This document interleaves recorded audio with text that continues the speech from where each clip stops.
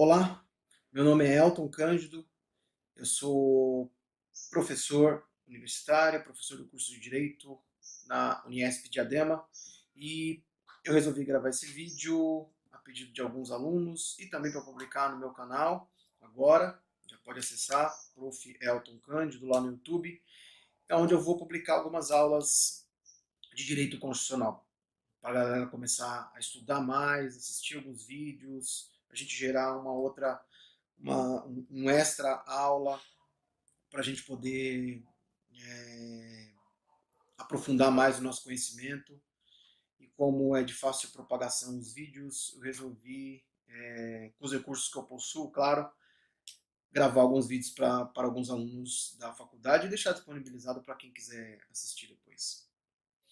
Bom, a aula de hoje nós vamos falar sobre elementos de Constituição. Também pedido em algumas provas oficiais, concursos públicos, exame da ordem em direito constitucional, também é importante saber quais são os elementos de Constituição. O primeiro elemento, apontado pela doutrina, é o elemento orgânico. O que é elemento orgânico? Você vai lembrar do quê? Você vai lembrar de órgão. Órgão. Órgão e estrutura. Estrutura do Estado.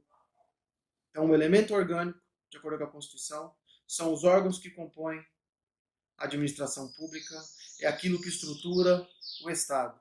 Onde está isso, como exemplo? No artigo 2º. O que diz o artigo 2º? Ele não fala dos poderes da União?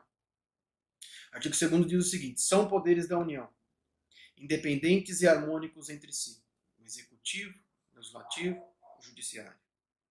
Esses são os poderes que compõem a União. Você percebe que ali ele está falando do quê? De uma questão estrutural. Por isso que se chama elemento orgânico. Outro exemplo, se você vai lá no artigo 18, ele vai falar o quê? Da administração pública. Em específico de alguns órgãos do Estado, mas da organização político-administrativa na administração pública. Diz o seguinte o artigo 18. A organização político-administrativa da República Federativa do Brasil compreende a União, os Estados, o Distrito Federal e os municípios. Todos autônomos nos termos dessa Constituição. Deu para entender que, na verdade, esses dois exemplos que eu passei, artigo 2º e artigo 18, diz respeito à mera estrutura organizacional do Estado. Tudo bem? Segundo elemento, é um elemento limitativo. Quando você... Por que é um elemento limitativo?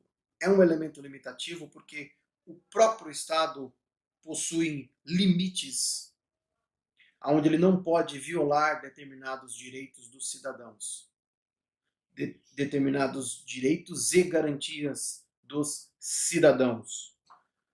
Se você ler o artigo 5º, você vai perceber que ali, nesse artigo, existe um elemento que limita o Estado na sua atuação.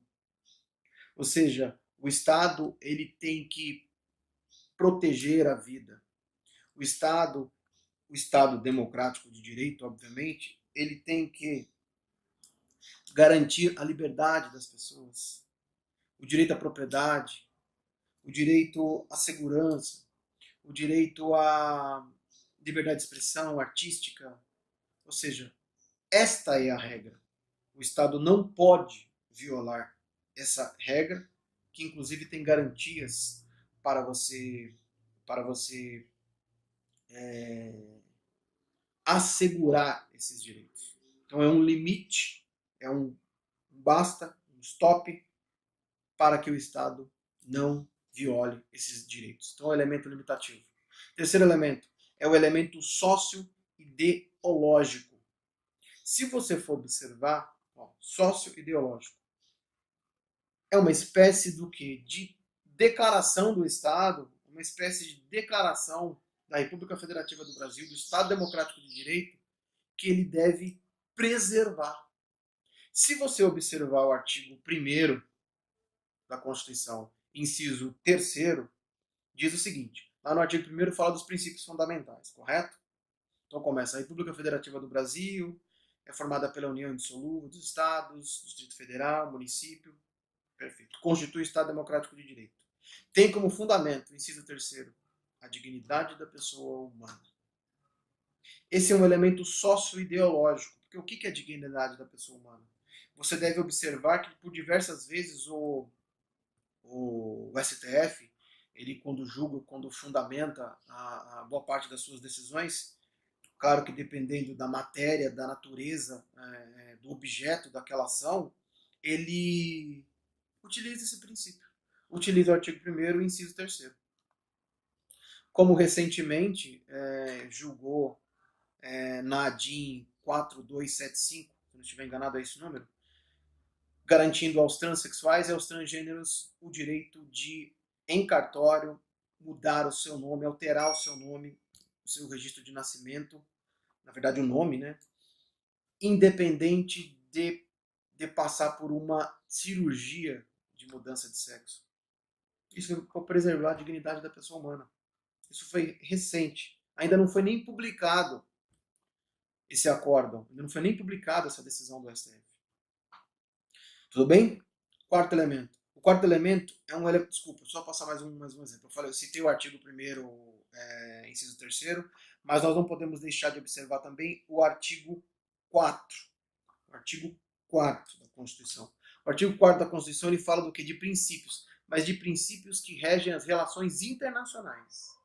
Esses princípios são princípios onde o Estado brasileiro ele declara para o mundo, ele declara para fora do Brasil quais são os princípios que regem o nosso Estado e que ele, Estado brasileiro, vai buscar. Por exemplo, no artigo 4 nós temos prevalência dos direitos humanos, nós temos a autodeterminação dos povos, igualdade entre os Estados, defesa da paz, solução pacífica dos conflitos, asilo político. Esses são elementos do que? Sócio-ideológico da República Federativa do Brasil. Expressam uma ideia do Estado brasileiro para o mundo. Tudo bem? Então, esse foi o terceiro elemento, sócio-ideológico. Quarto elemento são as formas de aplicabilidade.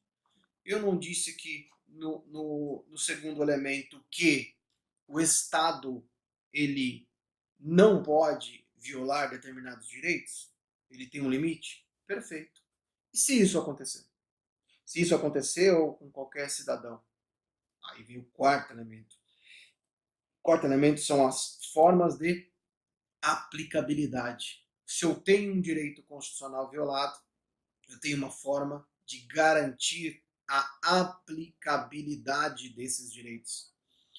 Essas formas de aplicabilidade, a doutrina também chama de remédios constitucionais.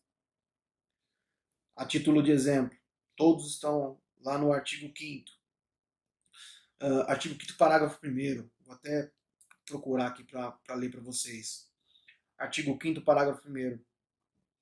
Mas no artigo 5º, em diversos incisos, nós temos também citado, por exemplo, artigo 5º, parágrafo 1º. As normas definidoras de direitos e garantias fundamentais têm aplicabilidade imediata. Então, ou seja, eu tenho meios de garantir imediatamente a aplicabilidade desses direitos constitucionais. Então, para que vocês compreendam, quais são esses remédios constitucionais? Habeas corpus é um remédio constitucional. Se alguém está sendo privado do seu direito de ir e vir.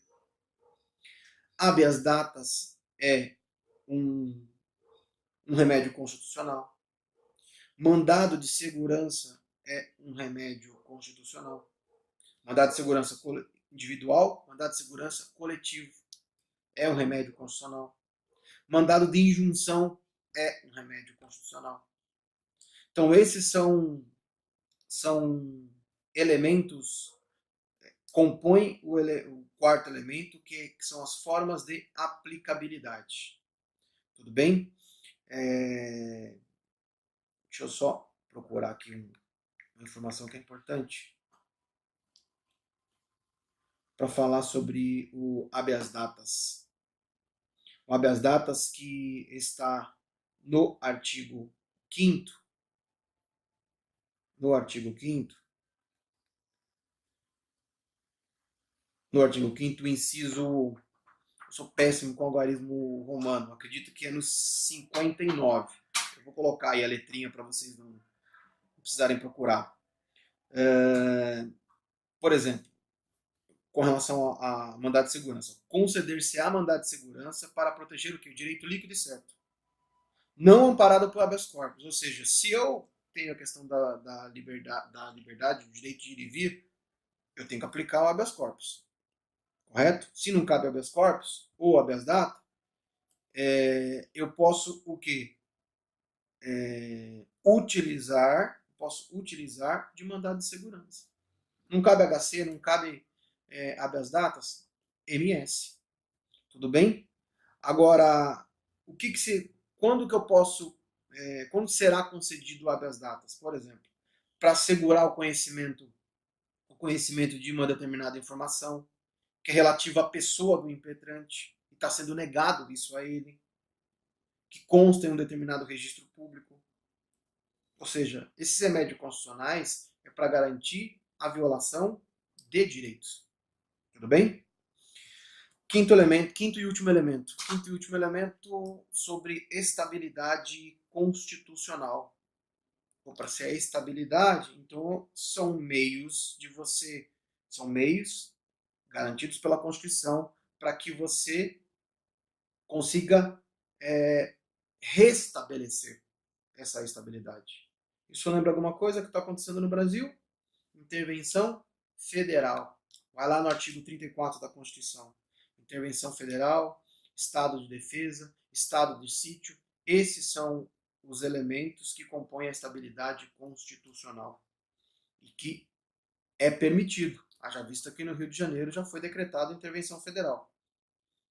Tudo bem? Eu encerro o vídeo de elementos constitucionais, de elementos da Constituição agora. Já que eu falei de intervenção federal, eu posteriormente devo gravar um vídeo falando sobre intervenção federal, mas porque é importante gravar um vídeo mais completo para explicar para os colegas, para os alunos, para os acadêmicos, o que é intervenção federal. É importante estudar forma de Estado, sistema de governo, forma de governo, depois chegar até a intervenção federal e também falar de intervenção estadual. O mais importante aqui não é necessariamente entrar num embate político, igual algumas pessoas fazem, e o que eu acho também saudável. Mas para nós, estudantes, que temos provas oficiais, nós precisamos observar o que diz a Constituição. As questões vão ser todas pautadas na Constituição e nas legislações esparsas, na legislação infraconstitucional. É isso que a gente tem que estudar. Depois nós entramos numa questão mais real, política, que está acontecendo no dia a dia. Aí nós temos uma visão tanto técnica, jurídica, quanto uma visão mais sociológica ali do dia a dia, do cotidiano. O que de fato está representando a intervenção federal. Tudo bem? Eu espero que vocês tenham gostado do vídeo. Se inscreva no canal, Prof. Elton Cândido, dá um selinho lá, dá um joinha. Se não gostou, passa algumas dicas, afinal de contas é importante a gente melhorar a qualidade das aulas e eu vou precisar de vocês também, tá bom? Divulgue para os colegas, compartilhem e vamos fazer dessa ferramenta aí algo positivo para o nosso conhecimento, tá bom? Um grande abraço, beijo, fiquem com Deus. Vamos buscar? Estuda a tese Maia.